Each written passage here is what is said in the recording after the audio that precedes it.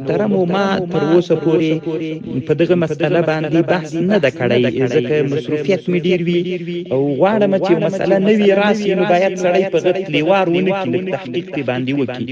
خو بیا هم چونکې مسأله بیخي تکراري پوښتنه کول کېږي د دې، نو محترمو مسلمانانو ورونو ډېر فکر مو وي په دې مسلو ته. مونږ کله کله داسې مسلو ته باید بې علمه داخل نه سو.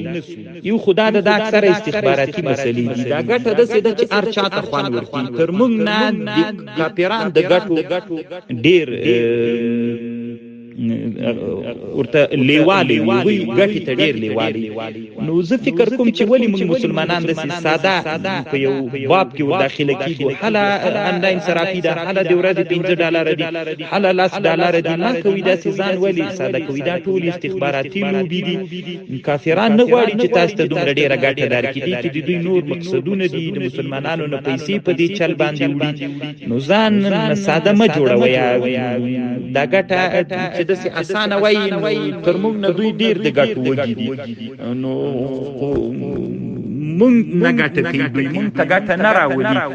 نو کوشش وکړي مسلمانانو ورونو. زه تقریبا پرون نه بله ورځ ما نه یو ورور د یونان نه، یو مسلمان ورور د یونان نه ما سره په دې مسله باندې لږ اوږد بحث وکړ. زه ما ته ډېر د دې رازونه ویلي چې دا یوه استخباراتي لوبه ده. یو ښه غیرتي مسلمان ورور او په دې اړه ډېر معلومات درلودل. هغه ویلي چې دغه نارواتوب نه نارواتوب پرې تاسې د علماو کار ده، په هغې تاسې کار درو لرئ، مونږ کار نه پکې لرو. خو دا مسئله استخباراتي جال نه خالي نه ده.